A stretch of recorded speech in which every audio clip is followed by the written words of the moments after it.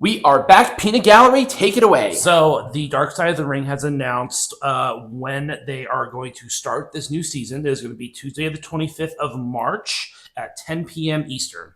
Okay. And some of the content are things like, Mick Foley's Hell in a Cell. We all know about that story, or Eddie Gilbert, or Daphne, and we know all the episodes. We don't know the order in which these episodes are coming out, but it's going to be a pretty interesting season nonetheless. Yeah. I mean, I don't know how many more that they can do with this, but if they can do another season, they can do another season. We talked about this. Miro and CJ Perry back together. Everyone's happy. Hooray! So TNA has reduced the annual subscription price for their streaming service, TNA Plus, which is good because everyone likes to see prices go down, especially when the price of eggs are at $2,000, Okay. They also have a new 3-month seasonal plan, which is $49.99 per quarter. That's not bad. No, that's not bad at all. And then you still have your other tiers, your yearly tier, your monthly tier. Their yearly tier, if I'm not mistaken, is like $139.99 or something like that. Yeah. It is $159. It was down from $219. Oh wow, okay. Yeah. I mean there's so many more people actually subscribing to it. I'm going to assume they're just like, let's just drop the price. Yep. I think it's a good idea. Yeah, the monthly one does not include any pay-per-views, so you have to pay extra to get the pay-per-views. Just pay for the yearly. Yeah. You're going to save money per year if my math is mathing correctly on that. Because you also get pretty much free access to the big pay-per-views that they do. Yep, and the TNA Plus specials like Sacrifice. Which we are thinking about bringing back. Yes, we are, but we'll wait until after WrestleMania for that. So during the Revolution pay-per-view, several injuries were reported. Will Ospreay had some sort of issue landing a high-risk move. It's not a serious injury.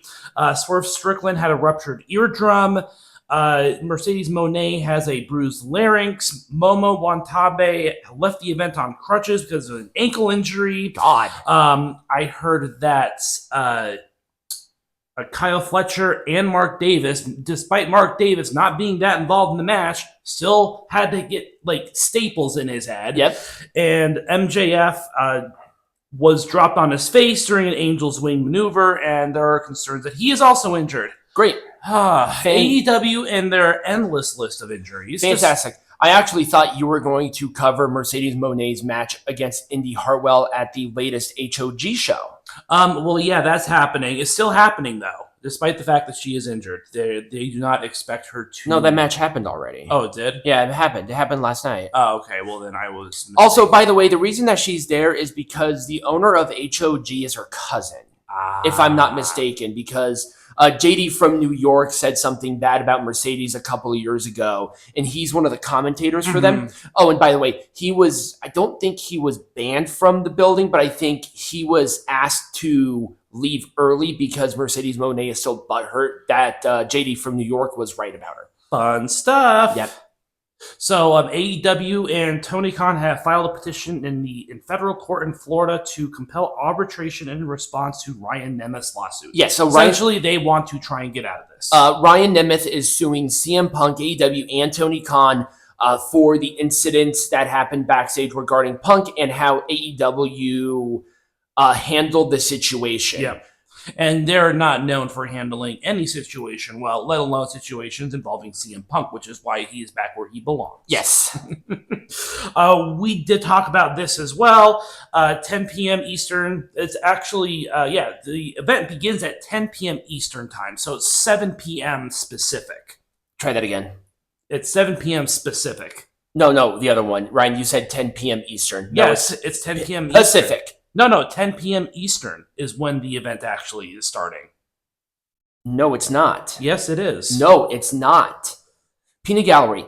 The Hall of Fame starts at 10 o'clock p.m. our time. That's why it's such a big thing, you moron. No. It's 1 a.m. Eastern. Oh, yeah, you're right. They're doing it live. Yeah, that's right. Okay. So ChatGPT just got it wrong. You're such an idiot. I am such an idiot. You probably put the prompt wrong. No, I didn't. I said summarize this article. So they summarized the article incorrectly. God damn you, Chat GPT. All right, so Stephanie's Place, we all know it's coming. They did actually the order of the shows and like what day they're premiering. So they're starting with the CM Punk one, then they're moving over to Cody Rhodes, Rhea Ripley, Stone Cold Steve Austin, Charlotte Flair, Roman Reigns and the Bloodline, Pat McAfee, Undertaker, Triple H, and then John Cena. So it's pretty fitting end. If you wonder what the hell the show is, watch an episode of Peyton's Place. You're gonna get it. It's the same exact format. The reason why Triple H is kind of more towards the end is because they are actually going to be filming that particular episode at WrestleMania. So that's probably why there's that delay there. Right. But yeah, should be pretty interesting. And Jeff Cobb is... You have a few more, by the way. Oh. A few more what? You have a few more pictures. Yeah, I know. Oh. And so Jeff Cobb is getting interest from the WWE. Yes. As is, let's see, there was one other person who was also getting interest from the WWE. And from New Japan? No, not from New Japan, but WWE is being more interested in New Japan guys recently. I'm not necessarily surprised. I'm sure that AEW guy and New Japan guys are looking at what happened with AEW and said, probably not entirely my favorite here. Right, and I'm sure that plays a factor, and also with the Bloodline whole, with everything the Bloodline has been doing, I'm pretty certain that they're like, okay, we're going to get better treatments here than at AEW. Right. Exactly. So Backlash 2025 is taking place in St. Louis. Wow, this is kind of weird of seeing a pay-per-view not international. Yeah. For WWE recently. And of course, Randy Orton is going to be there. Well, why not? Yeah, and then there was also rumors that Survivor Series taking place in San Diego, which I just saw today. So yeah, I saw that one too. I don't think that one's confirmed yet, is it? No, it's not. That's just a rumor. All right, that's what I thought. Yeah, and WWE is doing yet another collection of legacy title belts, and this is for the colors of 13 prominent European football clubs, which... We're dirty Americans here. It's soccer. Yes. By the way, this is your last one. Yes.